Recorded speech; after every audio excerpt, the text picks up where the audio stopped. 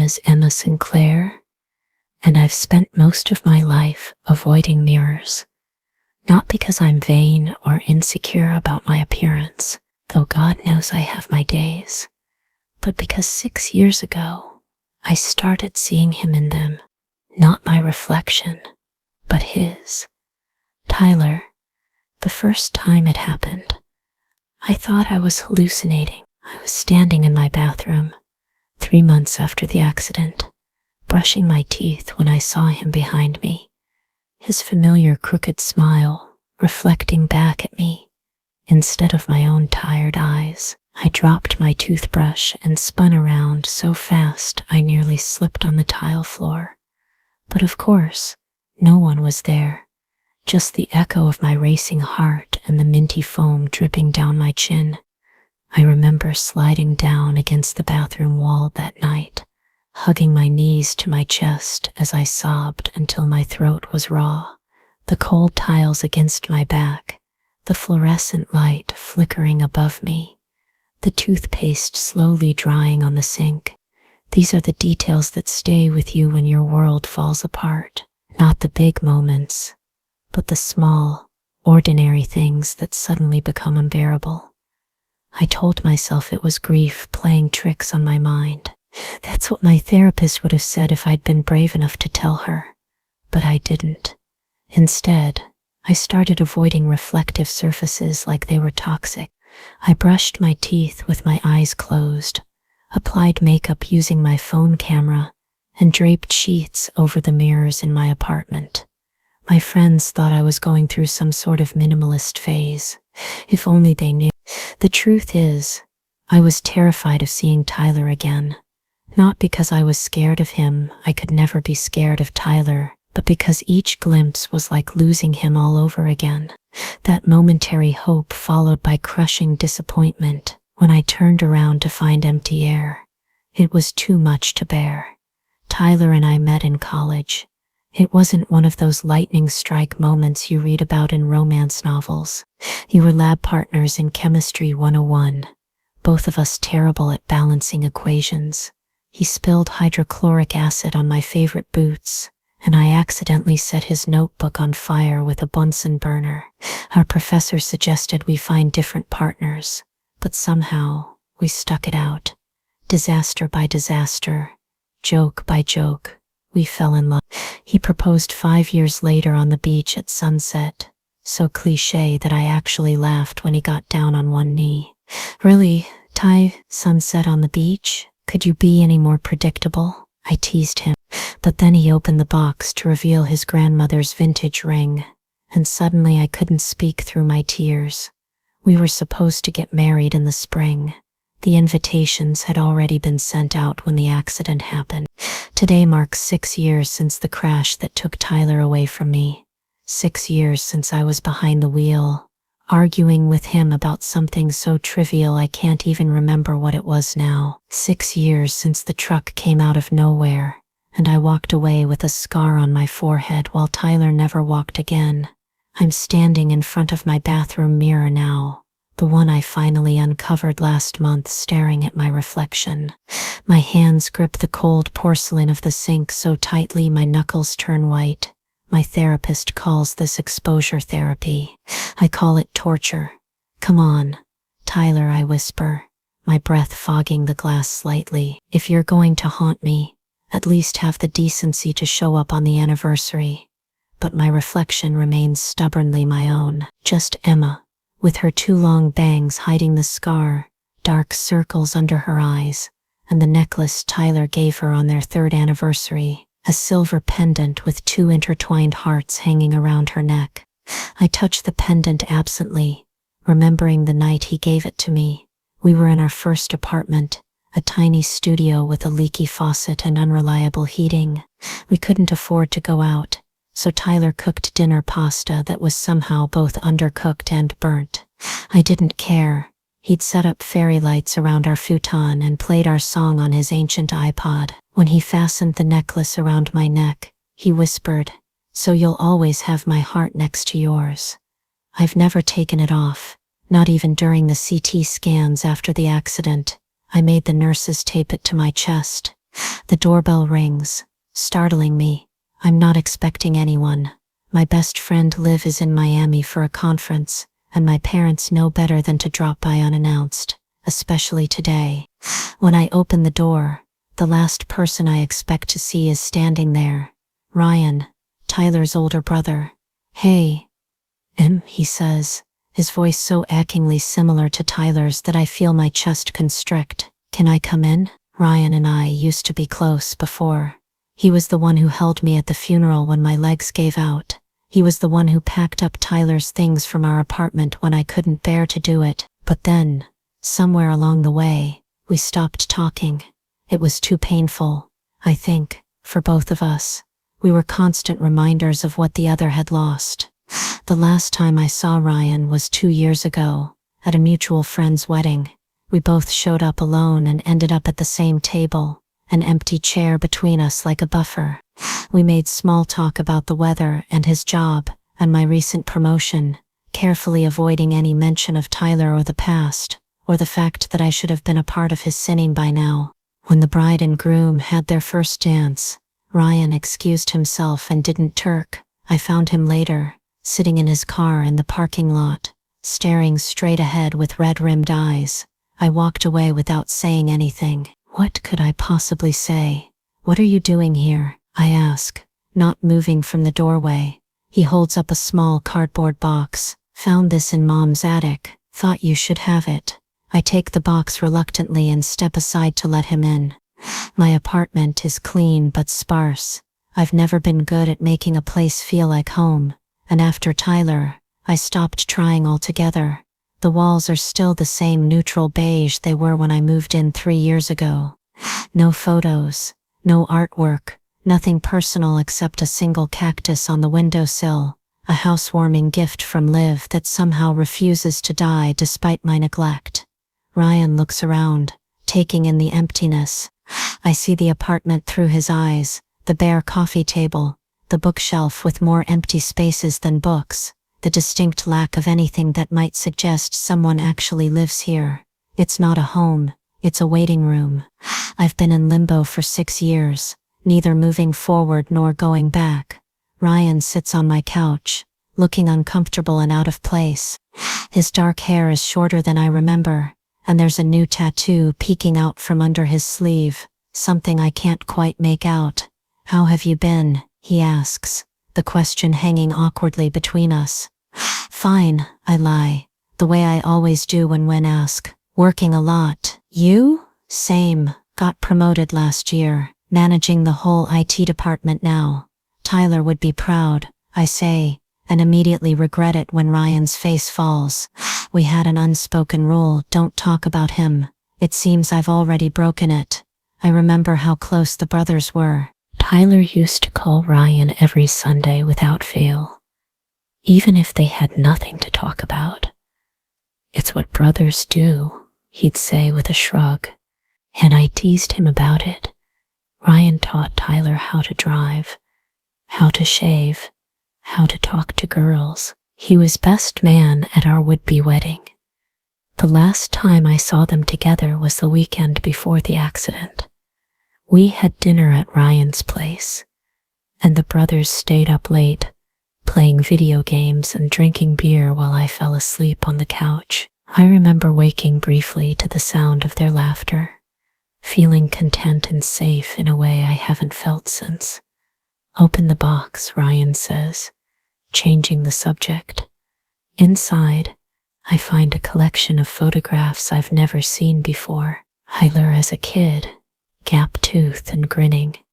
Tyler as a teenager, awkward and lanky. And there, at the bottom, a photo of us I don't remember taking. We're at the beach, my head on his shoulder, both of us squinting into the sun. We look happy. We look whole. My voice breaks. I don't remember this. Mom took it the summer before. Ryan trails off. She found these photos a few weeks ago and couldn't bear to look at them, asked me to take them. I run my fingers over the glossy surface of the photo, tracing the outline of Tyler's face. His arm is around my shoulders, pulling me close. I'm laughing at something he said. I can tell by the way my head is tilted back, eyes crinkled at the corners. I wish I could remember what it was. What joke or comment made me laugh like that? It's strange how memory works, how it preserves some moments in perfect detail while others slip away entirely. I would give anything to remember what Tyler said to me in this moment, to hear his voice one more time outside of my dreams. And you brought them too. Why? Why? Ryan runs a hand through his hair, another gesture so like Tyler's that it makes my heart ache. Because you're the only other person who loved him as much as we did. Something inside me cracks at his words. For 6 years, I've held myself together with tape and glue, convinced that if I just kept moving forward, kept avoiding mirrors and memories, I'd eventually outrun the pain. But here, with these photos in my hands and Tyler's brother on my couch, I feel the careful walls I've built beginning to crumble. How's your mom? I ask, desperate to change the subject. Tyler's mother, Ellen, used to call me every week after the accident. She'd tell me stories about Tyler as a child, share recipes she thought I might like, ask about my day as if nothing had changed. I think we were both pretending, in those phone calls, that I was still going to be her daughter-in-law someday. But eventually, the calls became less frequent, the conversations shorter, until they stopped altogether. I don't blame her. It must have been torture, talking to the woman who was driving when her son died. She's okay, Ryan says. Started volunteering at the animal shelter. Adopted 3 cats so far. He smiles slightly. Dad says if she brings home one more, he's moving to a hotel. I try to picture Ellen, with her perfect hair and designer clothes, surrounded by rescue cats. It doesn't fit with the woman I knew, who couldn't stand pet hair on her furniture. But then, we're all different now, aren't we? Grief changes you, reshapes you into someone you don't always recognize. I see him sometimes, I confess, the words tumbling out before I can stop them, in mirrors, reflections, like he's standing right behind me. But when I turn around, I expect Ryan to look at me like I'm crazy, to make some excuse and leave. Instead, his eyes fill with understanding. I hear him, he says quietly. When I'm alone in my car, I'd be driving, and suddenly it's like he's in the passenger seat, telling me my music sucks, or that I need to slow down. A laugh escapes me, surprising us both. He was always such a backseat driver. The worst, Ryan agrees, a small smile playing at his lips. Remember that road trip to Chicago? He made me stop 3 times in the first hour because he didn't like my erratic lane changes. I do remember, the 3 of us crammed into Ryan's old Honda, Tyler insisting on navigating despite the fact that Ryan knew the way by heart. They bickered the entire drive, but there was so much love beneath the annoyance. By the time we reached the city, we were all laughing so hard my sides hurt. We stayed in a cheap motel with paper-thin walls and a shower that only ran cold, but it remains one of my favorite memories. Tyler and I got engaged 3 months later. I thought I was losing my mind, I admit. The first time I saw him in the mirror, I actually made an appointment with a neurologist, convinced I had a brain tumor or something. What did they say? Ryan asks. That I was physically fine, just experiencing complicated grief. They recommended therapy and antidepressants. I shrug. I tried both, still see him sometimes. Ryan nods, understanding without judgment. Last Christmas, I swear I heard him singing those stupid parody carols he used to make up. You know, the obscene versions of Jingle Bells and Deck the Halls. God, those were awful. I laugh, remembering Tyler's off-key renditions that always made me blush and giggle like a teenager. He was so proud of them, too. Remember the one about the reindeer and the... Yes, I cut him off, laughing harder now. Please don't repeat it. I'm still traumatized. For a moment, It's like old times, Ryan and I sharing stories about Tyler, rolling our eyes at his antics while secretly adoring them. There's still pain there, sharp and present, but it's accompanied by something else now, something lighter, joy, maybe, or at least the memory of it. We spend the next hour looking through the photos, sharing stories about Tyler that we've kept locked away for too long.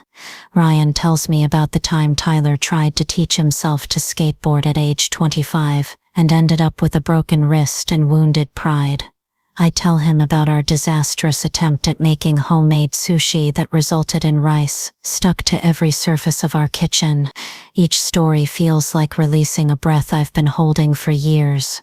He wanted to name our first child Optimus Prime, I say, smiling at the memory. Regardless of gender, he said it would build character. Ryan laughs. That sounds like him. He tried to convince our parents to legally change my middle name to Danger when I was 10, said it would make me cooler at school. Would it have? I ask, grinning. Absolutely not, Ryan says firmly, but he's smiling too. It hurts to talk about Tyler, to remember the future we planned that will never happen. The children we'll never have, the house we'll never buy, the anniversaries we'll never celebrate. But it's a different kind of pain, cleaner somehow, like the sting of antiseptic on a wound that's finally being allowed to heal. As the afternoon stretches into evening, Ryan orders pizza, half pepperoni, half mushroom and olive, just like we used to get with Tyler. We eat straight from the box, sitting on the floor of my living room with the photos spread out around us. It feels strangely normal, as if the last 6 years of silence between us never happened. I'm sorry, Ryan says suddenly, setting down his slice, for disappearing on you. After everything, I shake my head. You don't have to apologize, I understand. No, I do. He looks directly at me now. You were going to be my sister, and when we lost Tyler, I couldn't handle it. Seeing you reminded me of him, of what happened, so I ran. It was selfish. We both ran, I say softly, in different directions, but for the same reason. Ryan nods, accepting this truth. I miss him every day, he confesses. Sometimes I'll pick up my phone to call him before I remember. Me too, I whisper. Sometimes I buy his favorite cereal at the grocery store, out of habit. I don't tell him that I still sleep on my side of the bed, leaving space for a body that will never occupy it again. Some confessions are too intimate, even for this newfound honesty between us. When Ryan leaves, promising to call next week, I find myself standing in front of the bathroom mirror again. This time, I don't grip the sink or hold my breath. I just look at my reflection, really look at it for the first time in years. The woman staring back at me is both familiar and strange. My hair is longer now, my face thinner. There are fine lines around my eyes that weren't there 6 years ago. I look older, of course, but it's more than that. I look like someone who has survived something terrible and is still here, still breathing, still moving forward inch by painful inch. I realize with a start that I'm proud of this woman, this older, sadder version of myself, who somehow found the strength to keep going when all she wanted was to stop. I miss you, I tell the empty bathroom. Every day, I miss you. And for a moment, just a brief, fleeting moment, I swear I see Tyler's reflection beside mine, his hand reaching out to touch my shoulder. But then I blink, and he's gone. Just my imagination, probably, or maybe something more. Later that night, I dream of Tyler, not the usual nightmare of screeching tires and shattering glass, but something gentler. We're walking on the beach from the photograph, hand in hand. The sun is setting, painting the sky in shades of pink and gold. He doesn't speak, and neither do I. We just walk together in comfortable silence, our footprints leaving temporary marks in the wet sand. When I wake, my pillow is wet with tears, but they don't feel like tears of grief. They feel like release. The next morning, I call Luke. We talk every week, but I usually keep our conversations light, focusing on her life, rather than mine. Today, I tell her about Ryan's visit, about the photos, about seeing Tyler in mirrors. I expect her to be concerned, to suggest gently that maybe I should increase my therapy sessions. Instead, she listens quietly and then says, "I think it's beautiful." Beautiful, I repeat, confused. That he's still with you, she explains. Not everyone gets that. Some people lose someone, and they're just gone. No visits in mirrors, no whispers in empty rooms, just absence. But Tyler's still here, in his way, looking out for you. I've never thought of it like that before. I've always seen the reflections as a symptom of my broken mind, a manifestation of grief that I needed to overcome. But what if there's something else? What if, as Liv suggests, they're a gift? I spend the day cleaning my apartment, really cleaning it, not just the surface tidying I usually do. And I open windows to let in fresh air, wash the sheets that smell of nothing but fabric softener and loneliness, rearrange the furniture to make the space feel more like a home and less like a waiting room.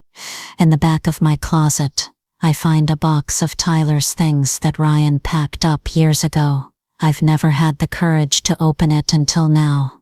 Inside are Tyler's favorite books, dog-eared and annotated in his messy handwriting, his collection of vintage band t-shirts, worn soft from years of use, the blue sweater I always stole because it smelled like him, a flash drive labeled M's Mix that I didn't know existed. I plug it into my laptop with trembling hands and find a playlist of songs, our songs, the soundtrack to our relationship from that first disastrous chemistry lab to our last drive together. I listen to the playlist as I continue cleaning, occasionally stopping to dance or cry or both. By the time evening falls, my apartment looks different. There are photos on the walls now, not just of Tyler and me, but of my parents, of Liv, of the life I've been living in the shadows these past 6 years. I've put Tyler's books on my bookshelf, interspersed with my own. His blue sweater is draped over the back of my reading chair. It no longer smells like him, but that's okay. It's still his, still a part of him that I can keep close. I don't know if the mirrors will ever stop playing tricks on me. I don't know if I'll ever op looking for Tyler in reflective surfaces, or if Ryan will stop hearing his brother's voice in empty cars. What I do know is that for the first time in 6 years, I don't feel like I need to run from these ghostly encounters. Maybe they're not hauntings at all, but reminders that love doesn't end when someone dies. It just finds new ways to reflect back at us. As I fall asleep that night, I think about what Liv said, that Tyler is still with me, looking out for me. It's a comforting thought, even if I'm not sure I believe it. But then again, maybe belief isn't the point. Maybe the point is finding ways to carry the people we've lost with us, whether through photographs or memories or glimpses in mirrors. Maybe we're all just reflections of the people who have loved us, pieces of them living on in the ways we speak and move and see the world. The next morning, I wake to sunlight streaming through windows I forgot to close. For the first time in years, I don't immediately reach for my phone to check emails or social media. Instead, I lie still, listening to the sounds of the world waking up around me. Birds chirping, traffic humming, the neighbor's dog barking at squirrels, the ordinary symphony of life continuing, as it always does. As I leave the bathroom after my shower, I catch one last glimpse of myself in the mirror. Just me, Emma Sinclair with red-rimmed eyes, and the faintest hint of something I haven't seen in a long time. A smile, small and fragile, but there. Tomorrow, I'll call my therapist and tell her about the mirror. I'll tell her about Ryan's visit and the photos and how, For the first time since the accident, I feel like maybe, just maybe, I can start piecing together the shattered reflections of my life. I'll tell her that I'm ready to talk about Tyler now. Really talk about him, not just the accident and the loss, but the love and the laughter and all the beautiful moments that came before. And who knows, maybe one day, when I look in the mirror, I'll see only myself staring back, and that will be okay, because I'll know that Tyler isn't trapped in some in-between place, trying to reach me through glass and silver. He's in the photos in the box Ryan brought me. He's in the stories we shared on my couch. He's in the pendant around my neck, and the scar on my forehead, and the way I still can't listen to Coldplay without crying. He's in the way Ryan laughs, that same deep, full-bodied laugh that runs in the family. He's in the recipes his mother sent me, the ones I've kept but never cooked. He's in the dreams I have of beaches and sunsets and holding hands without saying a word. He's in the person I've become, stronger than I ever thought possible, but softer too, more aware of how precious and precarious life can be. He's a part of me that no mirror can ever truly reflect. And maybe that's been the point all along. Maybe we don't need to see the reflections of those we've lost to know that they're still with us. Maybe it's enough to feel them in the quiet moments, to recognize the ways they've shaped us, to carry their love forward into a future they'll never see. Maybe that's what it means to truly survive loss, not to move on from it, but to move forward with it, allowing it to become a part of your story rather than the end of it. As I get ready to face the day, I touch the pendant around my neck, 2 thoughts, intertwined for eternity. I love you, I whisper, not to the mirror or the empty room, but to the piece of Tyler that lives on in me, and somewhere, in whatever comes after this life. If Emma and Tyler's shattered reflections touched your heart, hit subscribe and drop a comment below to help these stories reach others who might be healing from their own broken mirrors. Your support creates the magic that brings these characters to life. So like, share, and join our storytelling family for more journeys through love, loss, and unexpected second chances.